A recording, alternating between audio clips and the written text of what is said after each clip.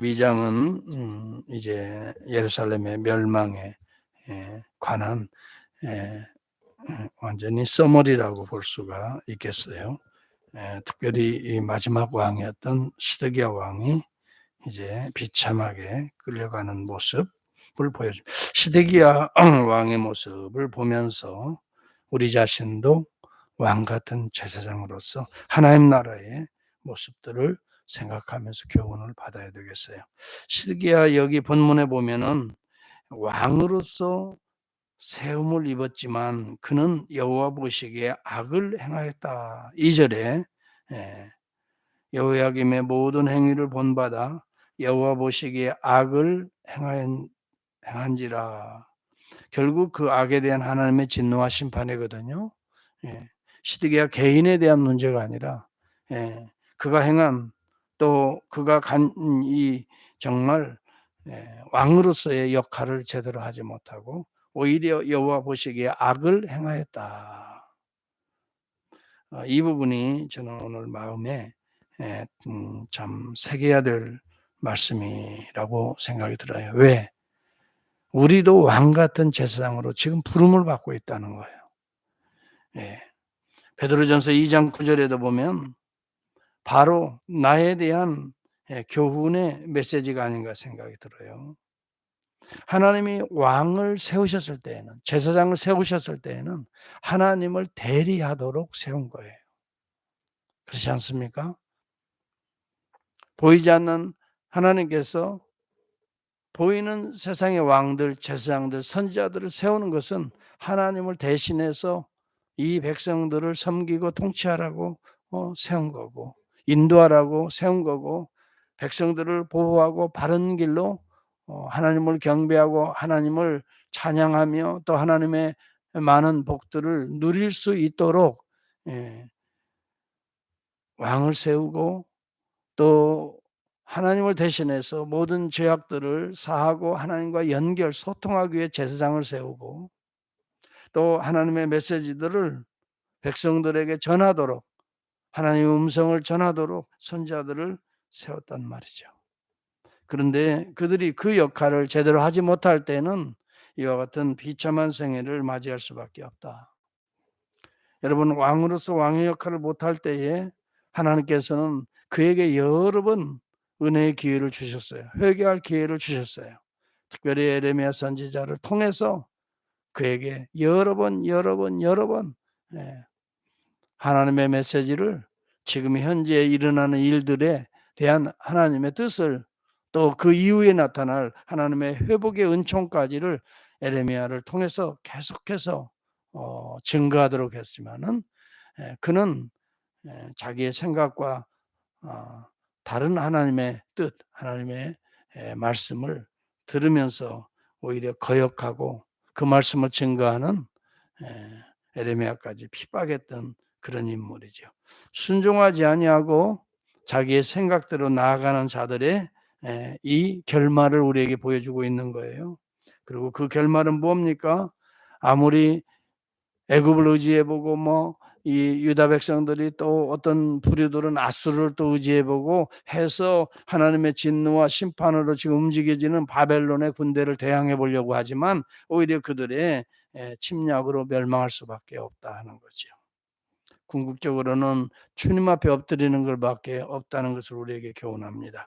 마지막 그의 인생은 도망가다가 비참하게 포로로 잡혀서 이제 두 눈이 뽑히고 그의 아들들이 바벨론 왕에 의해 여러분 또 그 모든 고관의 대작들이 이제 피살되는 그런 장면들이 11절까지 등장하고 있습니다.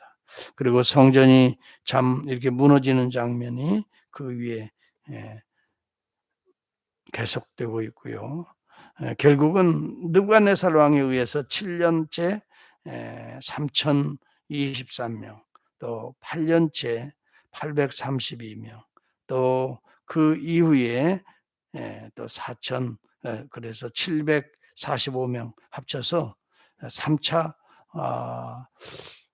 포로로 잡혀간 인원들이 4,600여 명 된다. 이렇게까지 구체적으로 내용들 또 그 연수들을 그대로 기록으로 남겨서 요약을 남겨주고 있습니다. 오늘 우리에게 교훈이라고 하는 것은 정말 우리에게 주어진 은혜의 기회들, 우리에게 주어진 하나님 앞에 정말 매달려서 이 어려운 고비들을 이겨내라고 이런 은혜의 기회를 주시는데, 시드기야 왕과 같이 곁길 가고 다른 것 의지하고 가다가 오늘 이렇게 멸망을 맞이하는 이런 모습들을 우리가 보면서 참으로 우리는 알아야 되겠습니다. 우리는 시드기야 왕 같은 존재였다는 것을 첫 번째 깨달아야 되고, 두 번째, 바로 우리가 두 눈이 뽑히고 우리가 정말 평생 옥에 갇히고 죽어야 될 하나님의 진노와 심판을 사실은 우리의 의로 여러분 우리가 구원받은 것이 아니라 예수 그리스도가 태속의 십자가를 통해서, 그래서 사실은 여기 본문에 이렇게 감추어져 있지만 이 시드기야의 이런 모습들은 우리의 옛 모습이 되는 것입니다. 우리 주 예수 그리스도를 통해서 우리는 정말 값 없는, 값없이 은혜를 덧입은 자들이, 내가 지불한 것이 하나도 없이 우리 주님의 100%의 절대적인 십자가의 보혈의 은혜로 우리가 구원함을 받게 되고 우리가 하나님 나라로 회복되었다는 것이죠. 여기 본문에 보면은 여호야긴의 왕의 머리를 들어주었고 감옥에서 풀어주어서 왕과 함께 자유케 하는 31절의 내용이 쭉 나타나고 있죠. 이것은 앞으로 이스라엘이 메시아를 통한 새로운 이스라엘로 회복될 것을 크게 보아서 그려주는 그림 언어입니다. 역사적인 물론 사실이지요. 이러한 것들을 통해서 우리는 메시아를 통해 오늘 하나님 나라의 정말 왕자로서 또 그 놀라운 은혜를 덧입고 우리는 하나님 나라의 백성으로 살아가게 되는 것이지요. 오늘 저와 여러분들이 주어진 은혜의 기회들을 놓쳐서는 안 된다.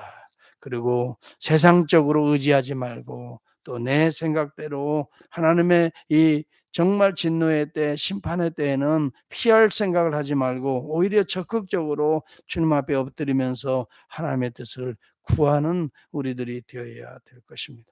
우리가 예수 그리스도 안에 구원을 받았다고 그래서 우리에게 시험이 없는 것이 아닙니다.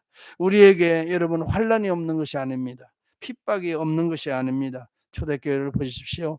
구원받은 사도들 위에도 핍박이 옵니다. 어려움이 옵니다. 세상 왕국은 계속해서 우리를 도전하고 하나님의 나라를 폐하려고 도전해 올 것입니다. 이런 때 우리는 그러면 어떻게 해야 합니까? 우리는 하나님의 말씀으로 무장하고 성령으로 충만해서 성령의 권세와 능력으로 오늘도 우리는 이들과 대적하며 이들 속에서 하나님의 거룩한 나라들을 세워나가는 일에 왕같은 제사장으로 부름을 받고 있다고 하는 사실입니다. 시드기야처럼 하나님의 이 정말 연단의 기회들을, 은혜의 기회들을 다 놓쳐버리고 비참하게 정말 자기의 자식들이 그 눈이 자신은 눈이 뽑히고 자식들이 그 자기 눈앞에서 비참하게 죽어가는 모습을 볼 때에 시드기야가 어찌했을까요? 정말 차라리 자신이 죽어야 합당한데 하고 엄청 후회했을 것입니다. 그러나 회개하고 주님 앞에 돌아오지 않는 것과 후회하는 삶은 다르다는 것을 기억합시다. 오늘 저와 여러분들이 후회의 삶을 살아서는 안 됩니다. 우리가 철저하게 이런 기회들을 통해서 돌아오면서 다시 한번 우리 인생들을 한번 회고해 보면서 하나님이 은혜의 기회를 주실 때에, 회개의 기회를 주실 때에 바로 돌아서 이제는 왕의 직분, 오늘 우리에게 주신 제사장의 직분, 우리에게 주신 선지자의 직분을 소홀히 하지 말고 또 피하지 말고 또 이 우리의 직분을 내려놓지도 말고 끝까지 충성하면서 정말 하나님 앞에 영광을 올려드릴 수 있는 귀한 하나님의 백성들, 왕같은 제사장, 이 시대에 하나님의 거룩한 메시지들을 내 삶에 실천하고 또 나눠줄 수 있는 선지자적 사명을 감당하는 교회요 또 성도들이 되어야 될 것입니다.